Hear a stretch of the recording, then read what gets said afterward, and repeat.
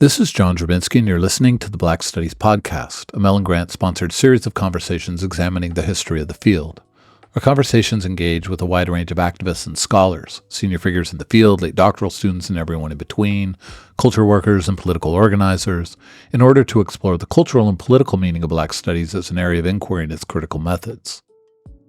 Today's conversation is with Christin Washington, a doctoral candidate in the Department of American Studies at University of Maryland. Her interests lie at the intersection of Caribbean studies, the cultural labor of Black women's religious practices, digital studies, and immersive forms of scholarship and expressive work. In this conversation, we discuss the place of love and imagination in Black studies, design as intellectual work, and digital studies as play, immersion, and meaning-making. Hello, Christin. Welcome to the Black Studies Podcast. How are you doing today? I'm doing well. It's cooling off out here in Maryland, and the semester is well underway, so I feel like I'm in a good place. Yeah, it's cooling off, but the humidity is really high. I just walked up a small hill today, and I was like, let me not be sweating at our podcast today, but here we are. Well, I'm really happy you made time for us to talk today. We've known each other for quite a while, and I really love your work. I love the collection of methods that you bring to the study of Black life. I know you have a background in Black studies. I know you're working in American studies now. We'll talk about that. But I really just think your perspective is a really important one to have. So I appreciate you making the time today. Thank you. And I'm really glad to be here. I feel like I have been able to enjoy the Black Studies podcast way ahead of being here. So I've been able to hear different perspectives. And I actually listen to podcasts in the morning. So I usually listen to a range of podcasts, mostly for news. And I think it's just such a special place because I get to keep up with people that are in Black studies, doing the study of Black life, but not necessarily in my immediate subfield. So it feels good to hear about the state of the field, the history of the field, what people imagine for its future. So I'm glad to be here. Yeah, and this is for me also where I think the range of people we get a chance to talk to, you as a late doctoral student, but also, professors emeritus. I really love those different and shifting perspectives.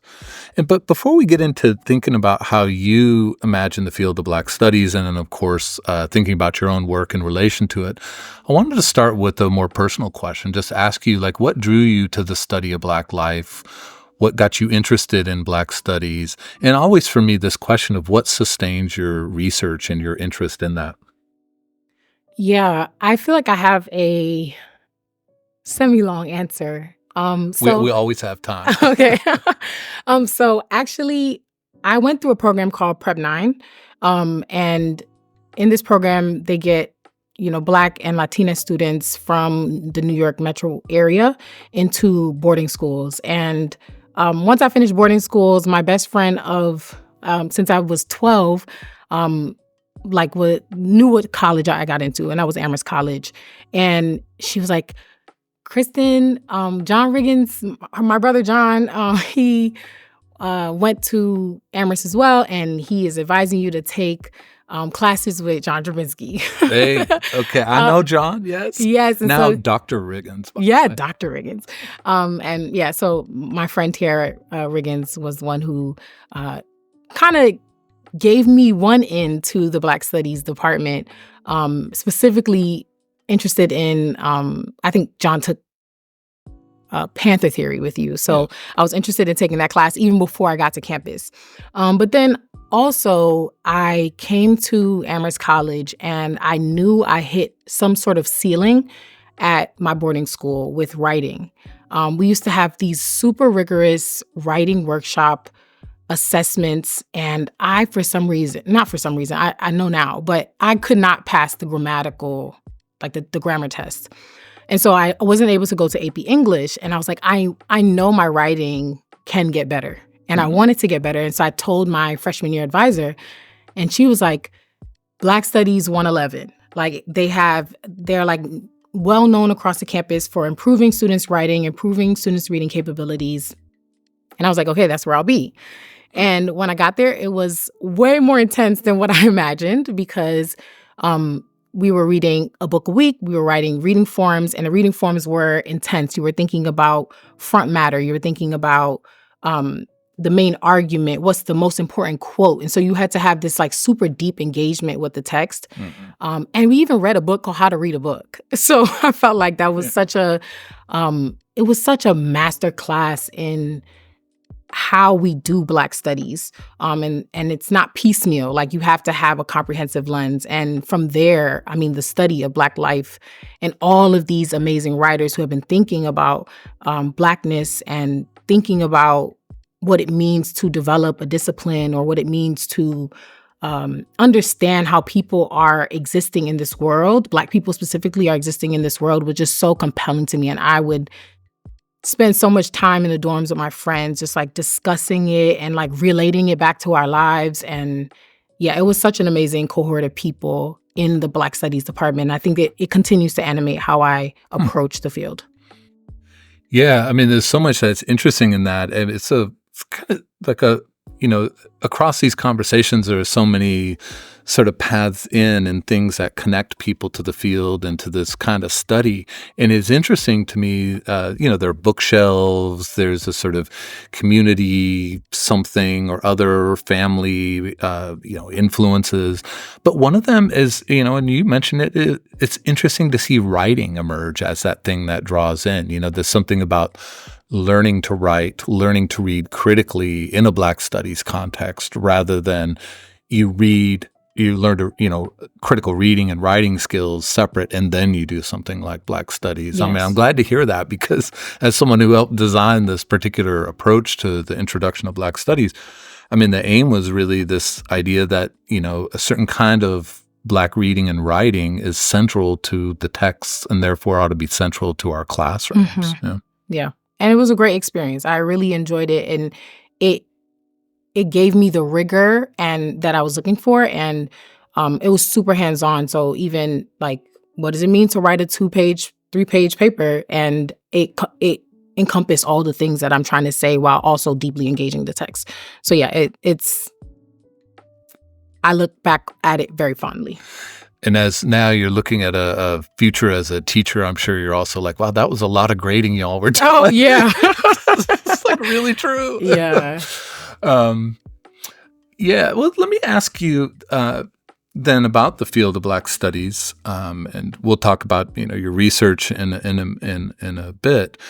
But I'm interested in how you imagine the field of Black studies, or what about the field of Black studies caught your particular imagination and still does.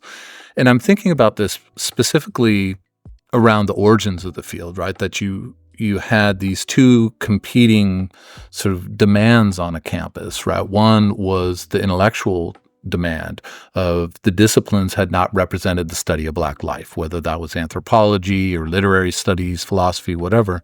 And so the demand to have Black studies in the late 1960s was really around that. Like, here's a place where we study Black life in all these different kinds of approaches. But that was also a time of intense pressure around Black liberation struggle, where everyone was reconceiving the relationship, or there was a demand to reconceive the relationship between communities and campuses, between Black study and the transformation of the everyday lives of Black people, right? The deep political prescriptive demand. And then also this demand to explore an intellectual tradition. So, we're 50-something years out from the origins of the field. So I'm always interested how people think about Black studies, imagine Black studies, and connect it to this sort of originary struggle. Yeah, I'm taken back to a specific text that we read, The Black Revolution on Campus, when I think it was Panther Theory. And so we did investigate so much of that struggle for liberation and its political investments to study Black life. And I know the text approaches like different campuses, HBCUs, San Francisco, New York. But for me, it's like it was a moment where I could see the political investment and the need to articulate, express, record Black cultural expressions happening at the same time. Because I know that like part of that struggle was also saying like, we belong here, we want to study the lives of Black people and not in these disjointed ways. And and like, how do we understand the ways that these structures have made inhospitable, like made Black life or how do I say it? Let me rewind. How these places have been inhospitable to Black life, and yet people are making life anyways. And I think that the creativity in that, the resourcefulness in that, and the demands that emerged, I think they're all intertwined. And yeah, for me, I'm just always thinking about the ways that these questions are questions about infrastructure, particularly as we know that Black people have in many ways birthed the New World. I'm thinking about M. Bessie Phillip and her work Displace, and the idea that, like, even quite literally Black women were giving birth to the people that built so much of this country, or built so much of the Americas in general, and that includes universities. And so I'm always thinking about these struggles as an intellectual struggle, but also a struggle that is constantly trying to say, let's emerge this infrastructural capacity of Black life to universities, to hospitals, to the economy, to all of these systems that make up the world today. Yeah, and it's, thinking about that infrastructure question, I mean, I think about our own shared campus here at University of Maryland.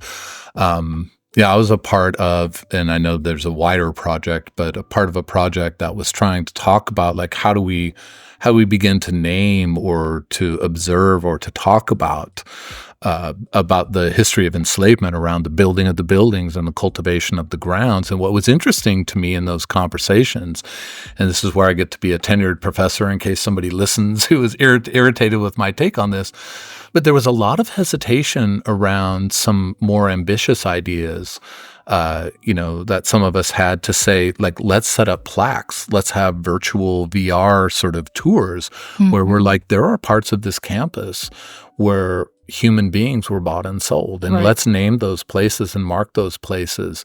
And for me, I thought of that as a scholar's contribution, right? That this is about thinking about history and, really going into archives. And so I think of that as like this intellectual tradition.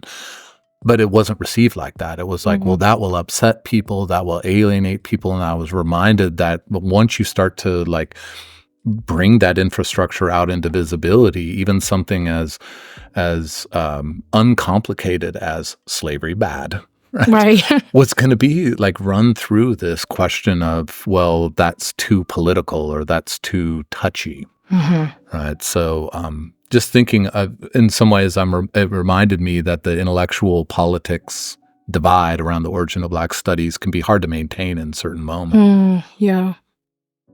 I mean, I heard that in a lot of what you were saying. It's like when you start to look at these, of the origins of campuses, the struggles of campuses, but also the way we don't know what our Black studies founders looked like. Yeah. Here at University of Maryland. It's not your department, but even our shared place of Amherst College. Yeah. And I think there are so many ways that we have, at least for me as someone who graduated from Amherst College, have been able to kind of figure out who those people are, bring them into a visibility, or figure out, who are the names, who are the people. So maybe even in some ways in a popular culture way. So like, wearing T-shirts on campus that have the faces of the people who maybe not on our specific campus, but who were so pivotal to the development of the field, who so pivotal to Black studies struggles in and outside of the campus, as well as T-shirts with our reading forms on it. So I think there's ways that that is so critical to the fight, and also because it is to me, it often feels like, oh, this is in memory of these people. This is in honor and respect of these people. But to realize that it is still so contentious says that it's like the political aspect of it is not necessarily lost, and that is still this like deep fight that we are continuously having. It's a little bit of a living wound. Yeah. And that's very strange. I mean, not to turn this into an Amherst College conversation, but I remember really struggling for a long time to try to get Sonia Sanchez, who was one of the original, the early faculty members in the department, to get some recognition. And there was a lot of nervousness around like what it would mean to do that. Yeah. But of course, I mean, now she has an honorary degree from the college, but which I was very happy I wasn't there by the time that happened. But that open wound, that the contention still being there, I think that's a reminder that what we do in Black Studies is still provocative to a lot of people. Yeah. I also have like a small story about Sonia Sanchez, because I did get to meet her at I think it was Amherst Film or Amherst Cinema. Amherst Cinema. And it was like, so after knowing the history, like knowing, she was also, her quote about the Black Studies department, I think that's still on the website, was also on our shirts. And so we knew that she helped to found the department, and we knew that she lived in what is now the Black Studies department, the house that... Cooper House. Cooper House, yes. And so I got to meet her the day I think that I sent in my senior thesis. And it was such a full circle moment. So I think the fight is, as much as it's like so strenuous and sometimes it feels as if it's just so arduous for what reasons that feel unknown or unnecessary. It's just so impactful to have people fight for the visibility of these folks and the honoring of these folk, because you can see how they're in her lifetime, you can see how it has impacted so many people. Yeah, I will also say, as someone who had an office in Cooper House, I remember her showing up at my door one time and saying, this used to be my dining room. And I was like, well, you're Sonia Sanchez. I was definitely starstruck, one of my absolute heroes. And I remember that film screening. I was very excited to see so many Black Studies students and faculty lining up to get an autograph. So, yeah, we're trying to track her down for this podcast. So just wait and see. Well, let me shift to ask you about your own research. And I'm thinking in particular about this. You're a late doctoral student in American Studies, which is not a discipline, it's an area of studies. You did your undergraduate work primarily in Black Studies. And so your own journey as an intellectual has been outside of disciplines. It's been in area studies. And so I'm interested in, hearing you reflect a little bit on what you think that's meant, right? How's that guided you and how you conceive your research, how you conceive questions, how you think, and also, if you want, also maybe how it impacts the way you imagine classrooms. Mm-hmm. It's an interesting question, because I'm like, I don't necessarily know if I know something outside of that. Yeah, that's why it's an interesting question for me. I'm like, what is it like to not have gone through a discipline and broken out from it? Yeah, and I studied political science at Amherst as well. But I feel like in terms of like long-term impact, I think Black Studies definitely, like I did my senior thesis in Black Studies. So I think the impact of the department and the area is not lost on me in any capacity. But I do question, like I think about like theory, method, pedagogy, like what are the parts of the experience? And I talked extensively about Black Studies 111, Black Studies 200 where we did debates, Black Studies 300 where we did research. So I feel like all of these classes were preparing me to do comprehensive study, even though it is not a discipline. And they're teaching me how to craft arguments, how to make arguments, and also like trying to impart that questions that animate my daily life are things that should be a part of my daily research. So I love that. Yeah, and I mean, one of the questions that really got me to my my senior thesis, which is titled Dare to Remember, A Digital Memorial of Black Brooklyn, was a question from the professors who taught Black Studies 300. And the question was, what keeps you up at night? And that was a serious question for me because that's a great question. I've been going through the motions of being at these elite institutions for so long, but then going back home to Flatbush, Brooklyn. And it was just such a stark difference in, everything down from concrete and flowers and like manicured grass to resources, to buildings and things like that. And at that period of time, Brooklyn was also changing so drastically for me. And it's like when I'm seeing it in increments, it feels even more substantial. And I just kept wondering, like, is this a place that will still be viable to the Black life that has produced this space? And as a result, that was what kept me up at night. I think there are personal elements of the question as well. But where do Black people go when they are being displaced? And in that, there were so many questions, both from classmates and from the professors that are like, okay, well, what is your investment in Brooklyn? Why Brooklyn? Why do you feel like it belongs to you? Why do you feel like you have a say over what happens, how it changes? And then I had to do that research on like, how long have Black people been here? Why is the built environment not reflective of their contributions in the same way that I imagine a church, or the same way that I imagine a building that's named after someone, street names named after people, which, by the way, in Brooklyn, so many of the streets are named after enslavers. And these are streets in predominantly Black neighborhoods. And so to know that I lived in Brooklyn for so long, was raised in Brooklyn for so long, and didn't even have that history. But it was there. And it is there in the infrastructure, in the lack of investment in some ways. And so when investment does come, in the case of the Barclay Center at the time I was at Amherst, I was wondering, what does it, well, one, it displaced a lot of people, Black people specifically. And then I was wondering, where do people go?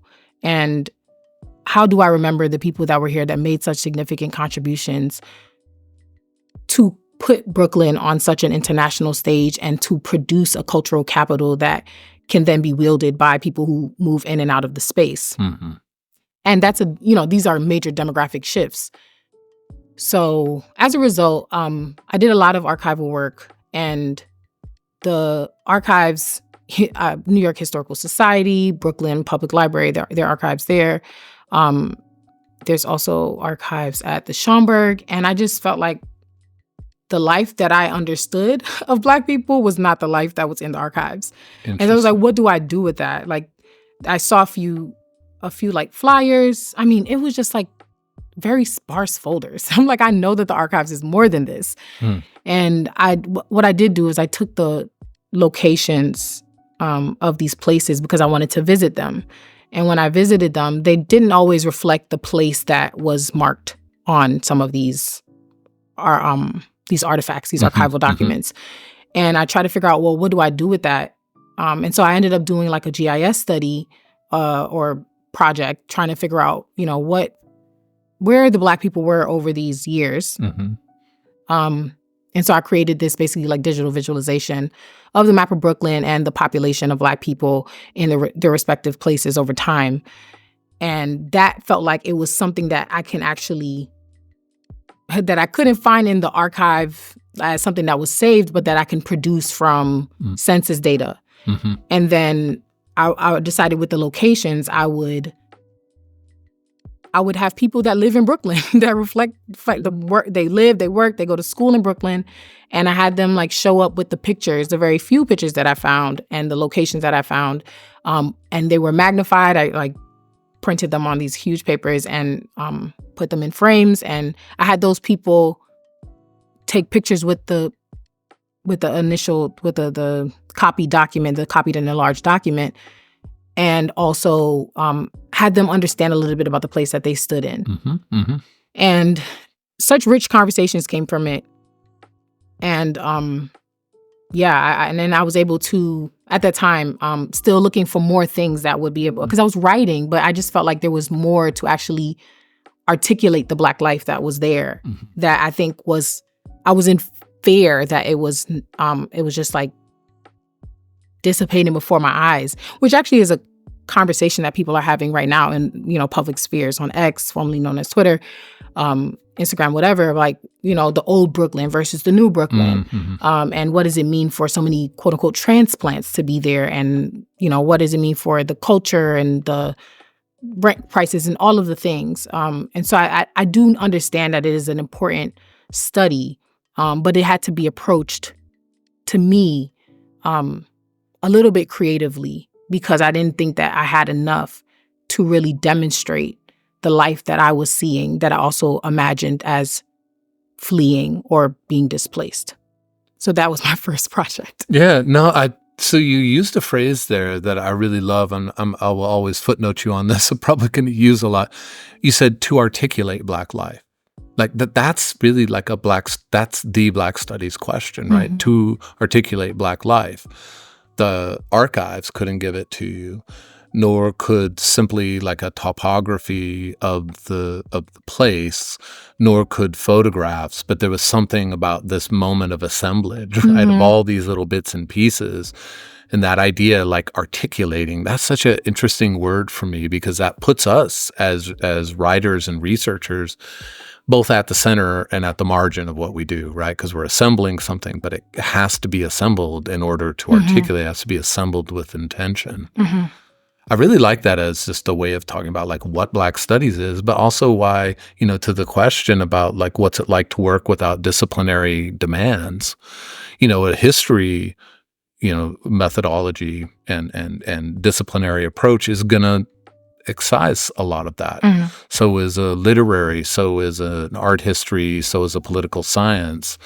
But I love this way of articulating, like that's only Black studies research is able to make sense of what you're talking about. Yeah, Black studies and also digital studies. And so like I actually, there was a way that I think almost the project was going to be excised, because I was like, this is what I want to do. This is what I'm not finding. This is how far I want to go with it. And I did have someone say, I don't know if we can do all of that. And I also had someone who said, well, I think we can do all of that and more. And that person was Dr. Marissa Parham, who at the time was the director of the 5-college Digital Humanities program. And I was able to apply for a grant there. And I actually was able to do so much, like all of the photographs, all of the, the cost of printing, all the costs that you just do not know until you start the project. Yeah, it's amazing how much stuff just pops up. Yeah. And and I got to also like work with new technologies that could hold the expansiveness of Black life. So I got to use a 360 camera, the Samsung 360 Gear, I think it is called. I might be switching the words, Gear 360. And yeah, and I think that helped me more to say like, this is the place. And even if it is a snapshot in time, which so much of our memory is a snapshot in time, I can still document it in this way that allows people to enter the space, mostly without travel, but also understand what it was when it was. Yeah. Yeah, the you need to do less, you need to do more. I mean, there's something I think also really interesting I have to say as having spent 20-something years now in the research field of Black studies, I think that's a really common thing for disciplinary people to say, like, you're taking on too much.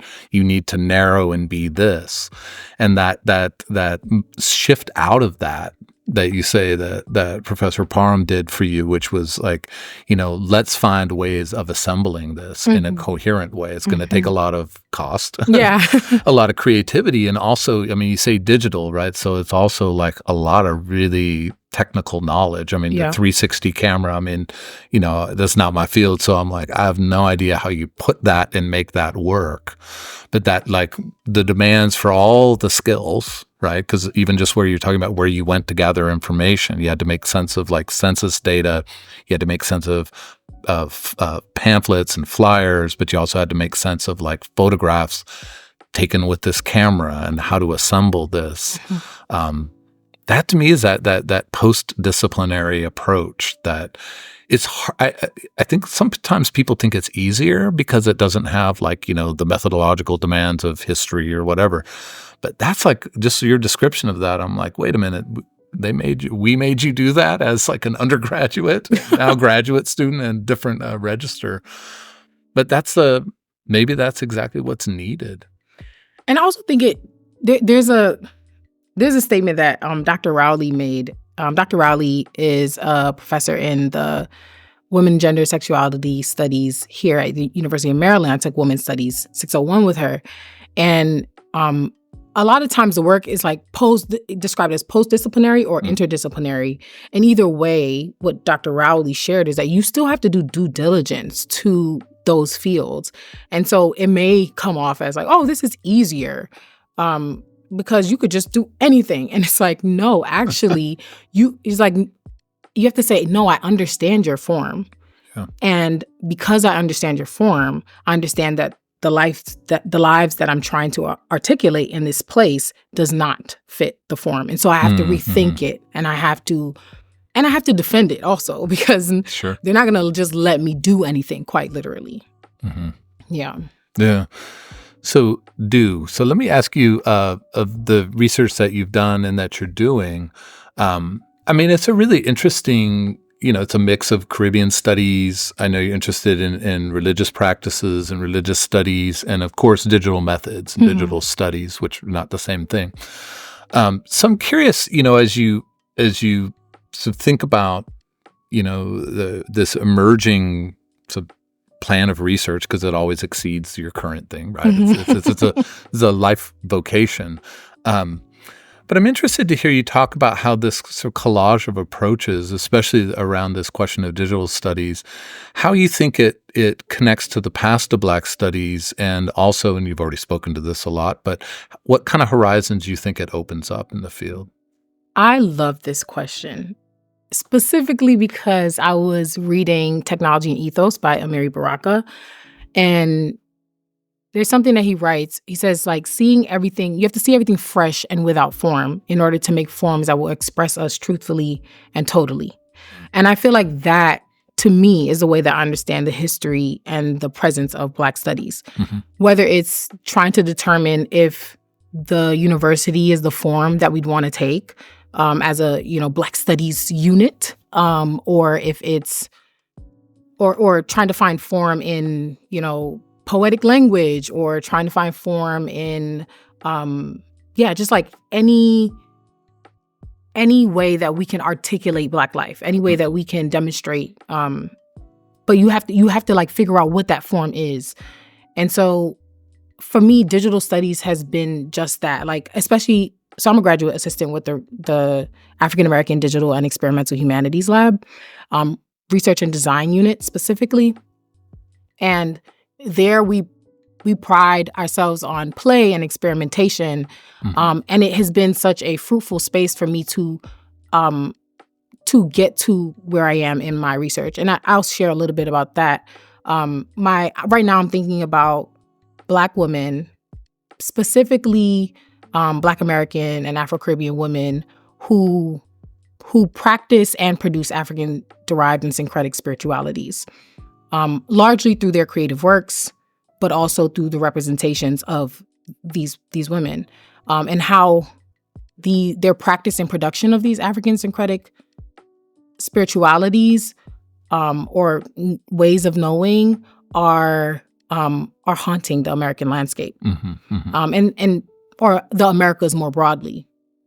And I think it's just a continuation of me asking questions about migration, movement, displacement, and also memory, but just through a different lens. And I think there's a lot that I'm currently in the dissertation proposal phase. I sent off my first draft, working on getting the cleaner draft to the rest of my committee members. But yeah, I think right now it's a question of how do I do this, because these spiritualities, and I say spiritualities, but I'm also thinking myths and cosmologies and religions and spirituality. So all of it, they often have these cultures of secrecy or concealment, sometimes even shame, and that I myself am like trying to work through in terms of like, what do I make public? And determining the form for that is fairly difficult. But I think right now I'm holding on to critical experimental cartography. And I'm also thinking of these Black women as critical cartographers because they make space in these really imaginative ways, but also, as I said earlier, like they're still infrastructural to what we actually understand as a United States or a Canada or, different countries across the Caribbean. So, yeah, I think it's always a question of form for me. And I think that is it's a continuity of Black studies in a lot of ways. But I think with the emergence of digital technologies, it's also a question of how do we use these new things, and how do they tell old stories, right? Because these stories, they still exist. There's a reason why, they exist even through the cultures of secrecy and concealment. So what is their purpose here, and how can we tell them through the use of spatial media and being able to play and experiment with different things, whether it's like a 3D printer or it's photogrammetry. And I actually recently went to Guyana and got a 3D rendering of my great-grandmother's house by way of photography and photogrammetry, as well as a terrestrial laser scanner. And knowing that that's something that I want people to experience through perhaps a virtual headset, but also in other immersive ways, the sounds that exist there, the significance of a home place that you can still share in this digital format, that doesn't necessarily expose everything. So yeah, there's so much that I'm playing with there, but I think that is a custom of Black studies, is determining what form do we take, and maybe even questions of like what do we look like in a future. Yeah. And I love that because the quotation from Baraka, that's Baraka as a figure, right? But also as a thinker, is so central to the origins of Black studies, but also what that paraphrase or bits of quotation you had, it's so interesting to me because it's almost like a series of promises. It's like, we need this. We have some of it.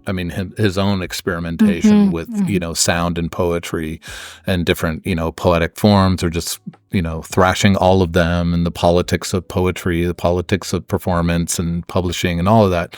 But it's also that promise of, there needs to be an openness to this question of form. And I love the way you put that, especially because it connects to that one of the words you said. You work in the research and design unit of the center, and that design part. I think I think about that a lot. How little I think about design and how the limits of the design of a written text, right? Because that's just a design model. Yeah. It's just a tried and true design model that we plug and play. But you're talking about this, like, how can we encounter some sort of ambiance or environment or atmospheric that reveals but also allows these concealings? That's a design question that needs new. I don't see. I'm glad that you're doing this because I don't see how you do that unless you're an amazing poet, right? And so there are a few of us who are ever going to be that poet, but there are other design elements. I love that. Yeah, and right now I'm even thinking about there are people that are just making the spaces for us. So I'm like super grateful. Right now we have Narrowspace XR as a place that will house the immersive exhibition that will be my last chapter of the dissertation.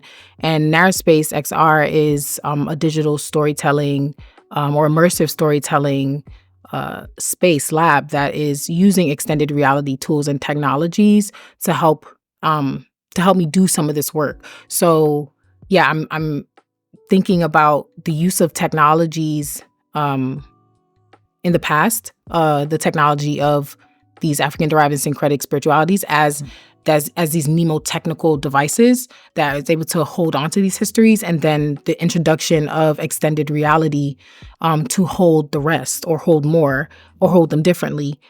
So yeah, I'm it's not easy to, I think, produce these spaces, but I think it's necessary for new forms of scholarship. Excuse me, for new forms of scholarship in Black studies. And that, what every demand we put on ourselves as writers, just, in a Word document, is about trying to find some sense of immersion. I mean, that's what a lecture is. How can I immerse you in what I think are the ideas of this text? And so, I love that idea of just taking that part literally and seriously and saying, we are not limited to this, Yeah. Yeah, and that Narraspace project of immersive storytelling rather than not simply, I mean, these things are immensely important, but rather than sort of simply recording stories, but embellishing and designing a different kind of ambiance, a different kind of intensity. That's the work of ideas, and I'm really happy to hear you talk about that, because I think the ideas dimension of that is so important. It's not just a technique. It's not just like a tool. It's a communication of knowledge. Right. And it's on the back of all of these people who have used, in my case, who have used oral storytelling and have used literature, and in some cases like film, to do this work. And so for me, I think I use the word continuity. I think there's this continuity that's happening. And I think that's the only way we study say. That's the only way that we that we actually adjust to new media, is that it usually retains parts of our past in order for us to adjust to it and get to understand something new. So yeah, it's really exciting, and I have a lot of work to do to make it work. But I really see it as a Black Studies work, and I see it as a methodological intervention, but I also see it as a methodological continuity. Yeah. No, I love that. I mean, in some ways, what you're talking about is what a tradition is, right? A tradition of orientation. But what's in front of you that orientation allows to gather changes, right? And sort of gathering. So I really love this, not this question of like, here are these spiritualities and these practices, and then I'm going to bring in this new thing to organize it. But instead, like, no, this is about a question of making a world out of things, and like how do we continue that, like, as a tradition rather than an outsider. In the same way that you talked about the Brooklyn Project, about insider and also outside at the same time, but the outside is in order to get closer inside, if that makes sense. Yes. Perfect. Thank you. That was exactly. There's so many quotes about like interior geographies, or even like Michelle Alexander's the Black Interior, and that is like that's the crux of I think this project is like realizing that these interior geographies are exteriorized in these different ways, and how do we understand it? How do we perceive it? Especially because these infrastructures are in many ways beneath the level of our perception, our everyday, the way we experience life. And they're made to be that way. Sometimes they're made to be like invisible to us. And what does it mean to heighten our awareness to it? So yeah, not to put too much pressure on you, but hurry up and get this done. This is super. We need this out here. Well, I mean, maybe you've kind of answered this, but I'll ask it anyway, or not answered it, but responded in some ways to it. But what do you think that looking back at the field of Black Studies, 50-something years, what do you think Black Studies has done particularly well? And what do you think it has not done particularly well? I think this might be the hardest question. Yeah, no, a lot of unintentionally, I think, put a lot of pressure on people to ask them to judge the tradition. But yes. I think imagination has been the strongest part of Black Studies. I think these are people who are imagining new worlds, new ways to do things, trial and error over and over again, because they love the study of Blackness, they love Black people, and I think that's so special. And I was thinking about like being this little girl from Flatbush, Brooklyn, what is now known as Little Caribbean, and my family members from Guyana, and like somehow someone in a Black Studies department or in production of a Black Studies department basically imagined me. And I think imagined me taking these classes. And I think that has been an exceptional contribution of the Black Studies tradition, is to just imagine what we need in the future. And yeah, I'm super grateful for even existing in this tradition. I feel like emotional about that, the way you put that they imagined a world that was me. That's, yeah, wow. What do you think it hasn't done particularly well? I think we can work on, I think we can improve on being able to assess new forms. I think there's a way that, because we are in this institutional format, and we have to be, or I don't know if we have to be, but we choose to be legitimized by this structure, that we sometimes hold on to things that may not work in our moment. And so I think so many scholars have said this before. Right now I'm thinking about Patricia Hill Collins. I think it's her standpoint theory. And she's like, we have to understand that all of these theories that we're using, all these methods that we're using, they were born and bred in this particular context. Mm-hmm. But then now we have to assess the present in order to understand what we can use from them, from those theories, from those methods, from those activist works. We have to assess their moment to figure out, how they are different, how our present is different from that past, and then figure out, how we change it so we can address the needs of our day. And I think right now, digital technologies is something that could use more just critical insight. And I think so many amazing people are doing a lot of the work right now. So I don't want to downplay the fact that that's happening. But I think within the classroom structure, what does it mean to introduce digital technologies? What does it mean to grade digital projects? What kind of assessments are possible? What kind of teaching is possible using the tools that we are engaging with every day? And that means that what does a Black Studies reading form look like for a digital project? Mm-hmm.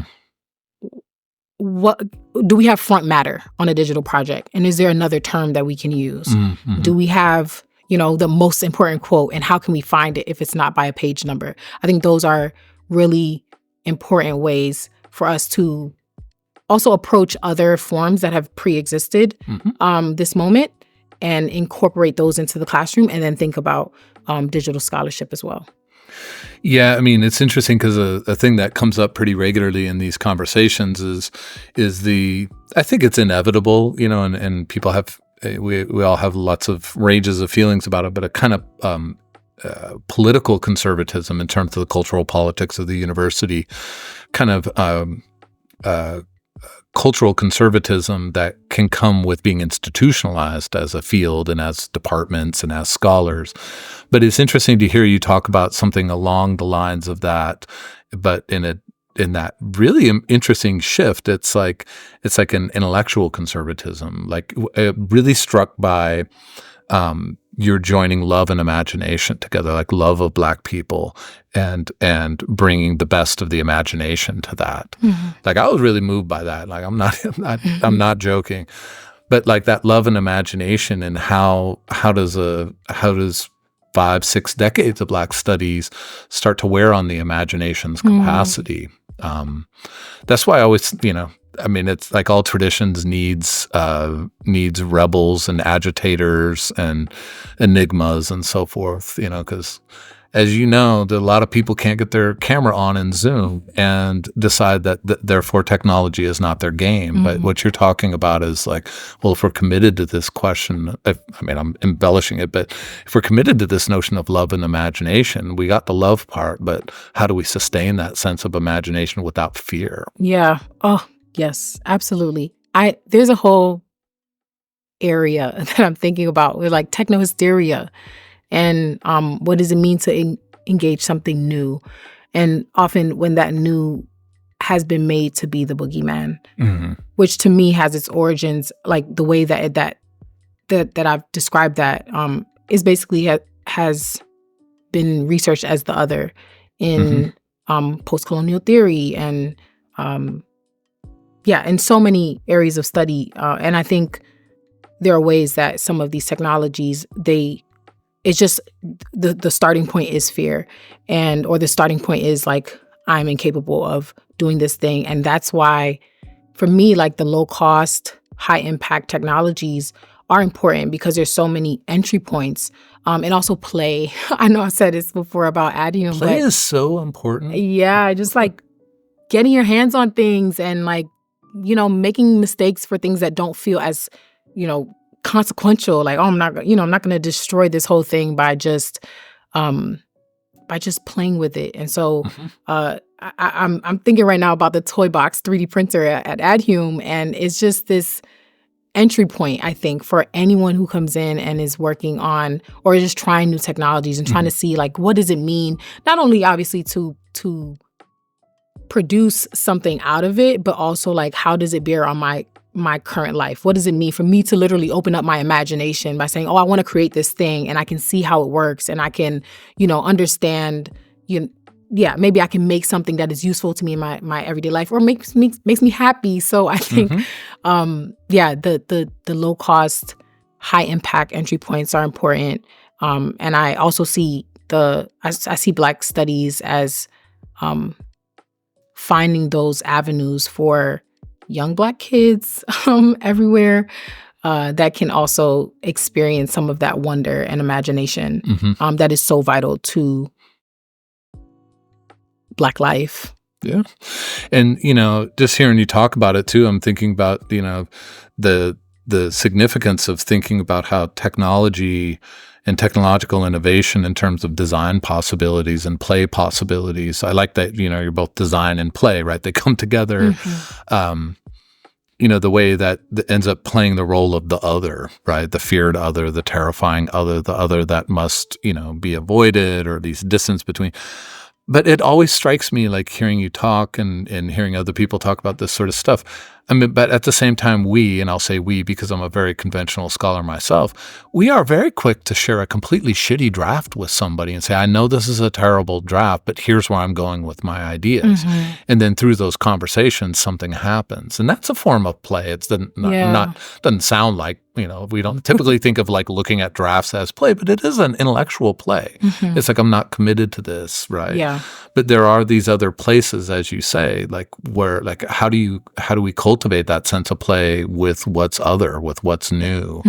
And that's always been the hallmark of the Black intellectual tradition, right? Baraka, since you mentioned him before, he was like, let's play with, jazz music and poetry. Let's play with rhythms. Yep. Not just the written word. And so play has always been a part of that. But how do we get that same attitude everyone would have about a draft? I can't believe I'm thinking about drafts as play, but they are. Right? Yeah. So let me shift to a different question.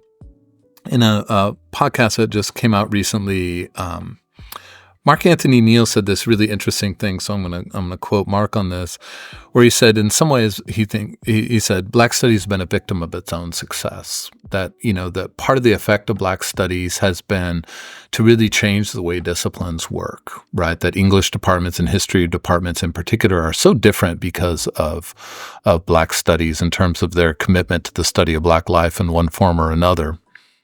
And I think that's a really astute observation. I think that's a real question for us in the field.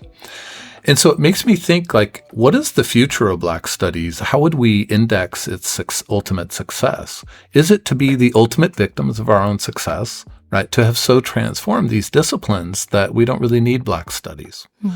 Or is the ultimate success of Black studies to stay committed to and develop, and maybe more rigorously develop, a sense of our own uniqueness as Black studies scholars that is not the kind of thing that a discipline could take over and would be in some ways like undigestible by them? So is it really the index of the ultimate success of the field to no longer be needed? Or is it to become something unique and irreplaceable? Hmm. I'm wondering if it's neither. Like unique and irreplaceable. I'm questioning if we are already unique and irreplaceable. um, it just questions about who the powers that be that determine what can be replaced. But I think ultimately there is no replacing what the Black Studies tradition has been. But I think the mark of success would be reinvention and remaking constantly.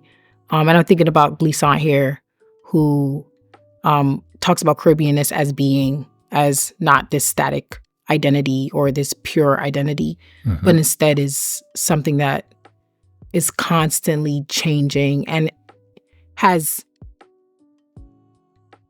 this particular confluence of events that did produce this place, so we cannot take that away. I guess that's the part where I was saying like the Black Studies tradition is irreplaceable because the confluence of events that happen that produce this place already exist. There's no wiping it. But I think remaking and remixing the self is, to me, the mark of success for a Black Studies tradition. I like that as a process of remix. Yeah. Yeah. Let me ask you a last question. What do you think? Now, this is so put you at the center of the field. What do you think is the thing that we should all be thinking about, or what is the question you think we should all be asking?